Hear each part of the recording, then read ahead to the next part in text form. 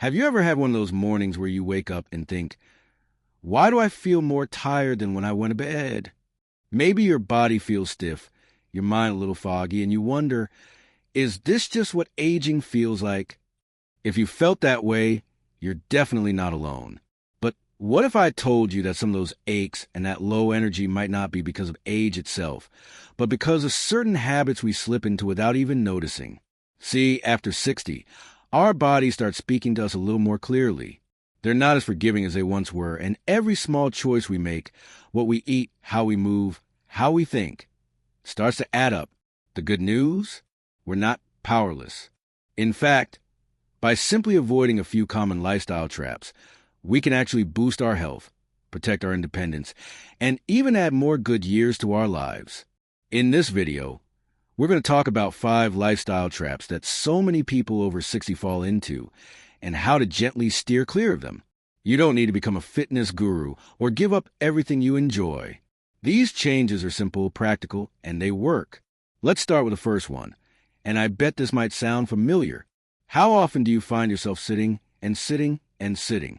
Maybe it starts with a quiet breakfast, then some time on the couch watching the news or your favorite show, then lunch, a nap, and before you know it, most of the day has passed and you haven't really moved much. That's the first trap. Too much sitting. Now, don't get me wrong, rest is important. But when rest turns into hours of stillness, our muscles weaken, our joints stiffen, and even our heart and lungs don't get the stimulation they need. Studies show that long periods of sitting, especially without small movement breaks, can actually shorten our lifespan, even if we do some exercise during the day. It's that sneaky, everyday stillness that slowly wears us down. But here's the thing. You don't have to start running marathons. What helps most is simply moving a little more often. Stand up and stretch every hour. Take a walk around the house during commercial breaks. March in place while brushing your teeth. Dance a little while making dinner. These tiny moments add up. They send signals to your body that it's still needed, still strong, still full of life. And while we're talking about movement, let's shift to the second trap, one that's just as common but even more misunderstood: underestimating the power of strength. After 60, it's easy to think that strength training is for young people or athletes. But here's the truth. Muscle loss is a natural part of aging, and it begins earlier than most people realize. By the time we hit our 70s, if we're not doing something about it, we've lost a significant amount of the muscle that once helped us balance, walk, lift, and protect our bones. Losing strength doesn't just make us feel weaker. It puts us at risk. Falls become more dangerous. Simple tasks like carrying groceries or getting up from a chair become harder, and gradually, we begin to lose our independence. The solution isn't lifting heavy weights or doing intense workouts. Even simple strength exercises, like squatting to a chair, using resistance bands, or lifting light hand weights, can work wonders. If you're not sure where to start, many senior centers or online programs offer guided sessions specifically for people in their 60s, 70s, and beyond. And if exercise feels intimidating, start small. Do 5 minutes a day. Use soup cans as weights. Try standing up and sitting down from your favorite chair 10 times. The goal isn't to push hard. It's to send your body the message that you still want to stay strong.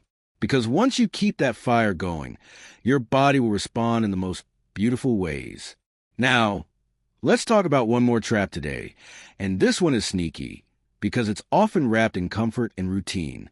I'm talking about eating the same things every day without paying attention to what your body really needs now. Our nutrition needs change after 60. We need fewer empty calories and more nutrients to protect our bones, support brain health, and keep our digestion smooth. But what happens is we often stick to what's easy, what we're used to, or what brings us comfort. Toast and coffee in the morning, a sandwich for lunch, maybe something frozen or packaged at night. And slowly, without realizing it, we're not getting enough fiber, not getting enough protein, and eating too much sugar and salt. That can lead to fatigue, weight gain, constipation, brain fog, even a higher risk of chronic diseases. But again, the fix isn't complicated. You don't have to give up your favorites. Just add in what you're missing. Think about colorful fruits and vegetables, whole grains, a handful of nuts, a little more water. Swap white bread for whole grain. Add a few berries to your breakfast. Try a bit of salmon or beans instead of processed meat. Little tweaks, big benefits. And if your appetite has changed, which is totally normal, just focus on quality over quantity. Even small meals can be packed with the nutrients your body loves. You're not eating to fill a plate. You're eating to fuel a life that still has so much to offer.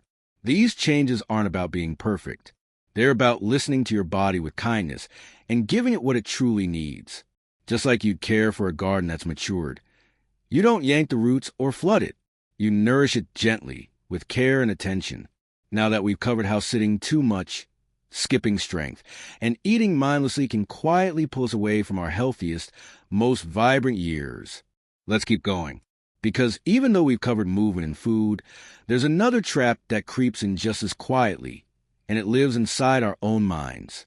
Have you ever caught yourself thinking, it's too late for me to change, or I'm too old to start something new?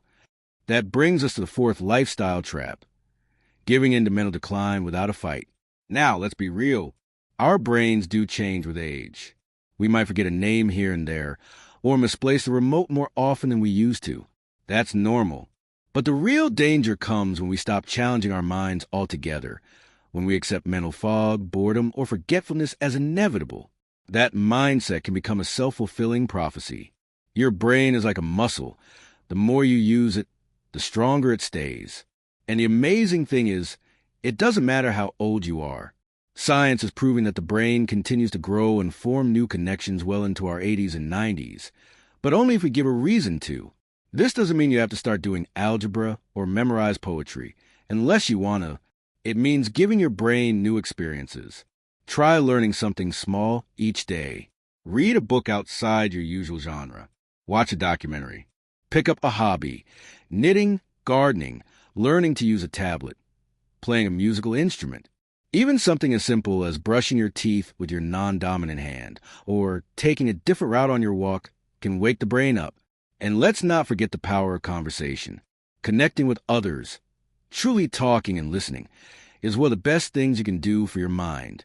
When you share stories, ask questions, or laugh with someone, you're lighting up areas of the brain that help with memory, problem solving, and emotional regulation. And if you ever feel like your world has gotten smaller or you've lost a sense of purpose, let me remind you of something deeply important. Your experience matters. Your wisdom matters.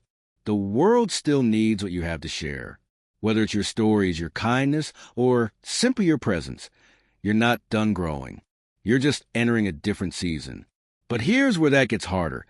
And this leads us straight into the next trap. And it's one of the most dangerous of all, isolation. Loneliness isn't just a feeling.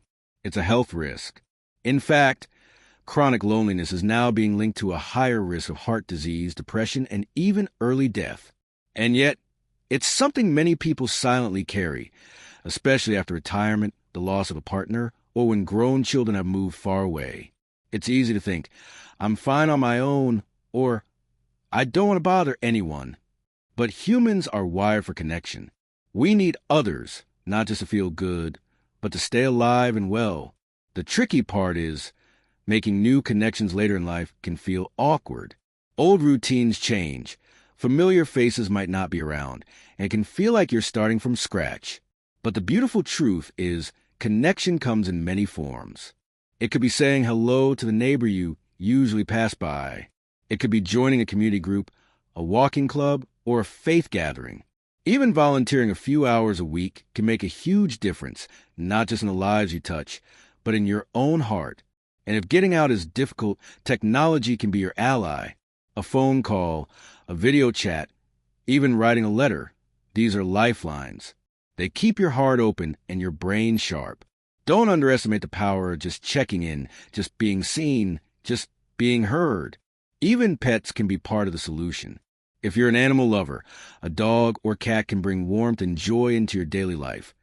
And studies have shown they can help lower blood pressure and reduce stress. They remind us that love doesn't need a lot of words. Sometimes just being together is enough. So if you've been feeling a little too alone lately, consider this your gentle nudge. Reach out, reconnect.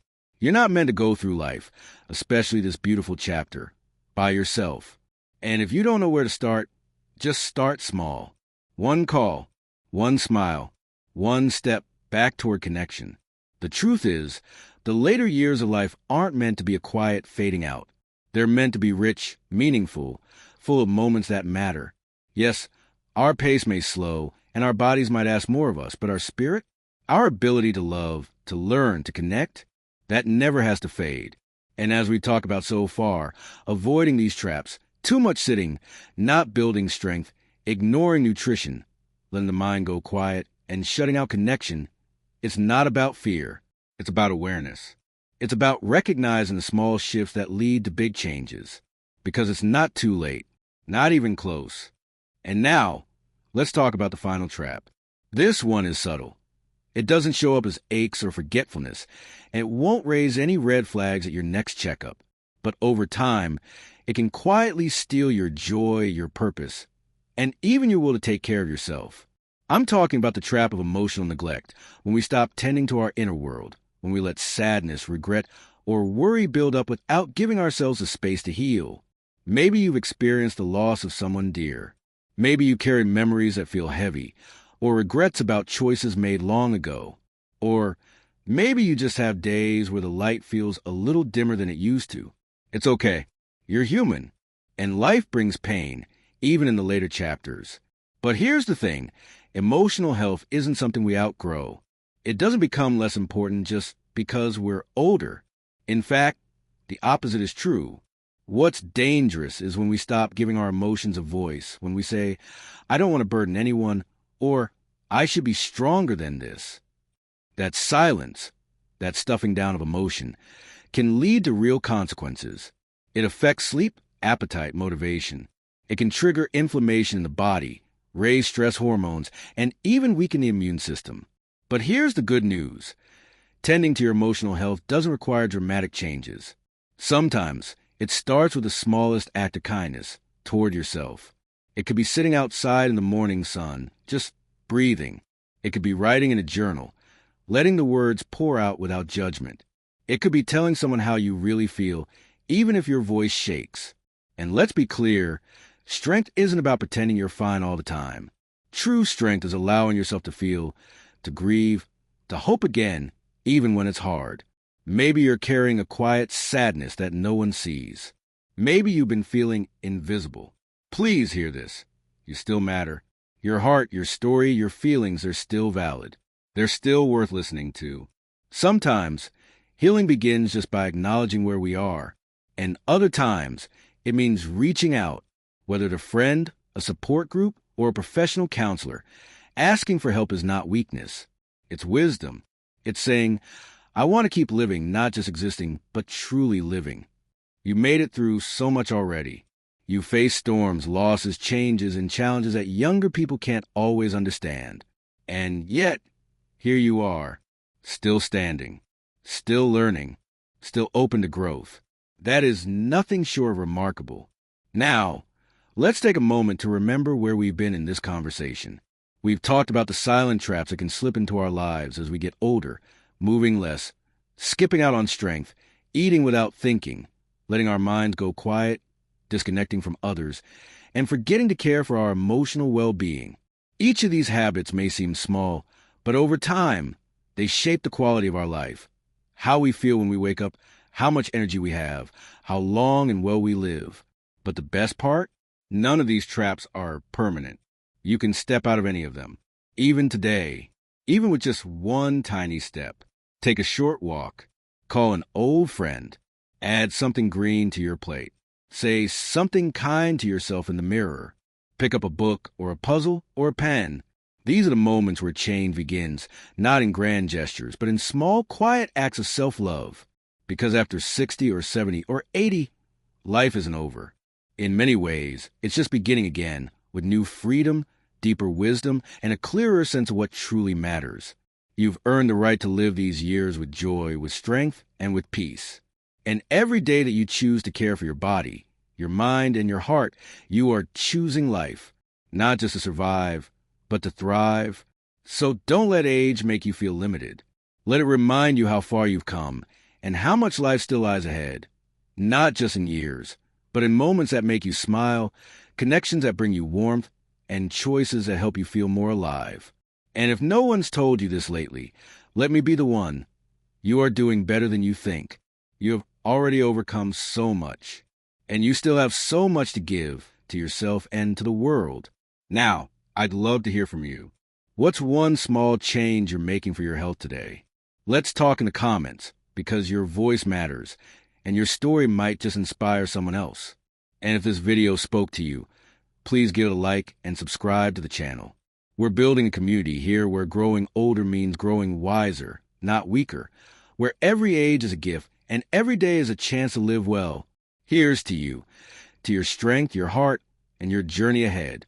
Because no matter your age, you're still writing your story, and it's a beautiful one.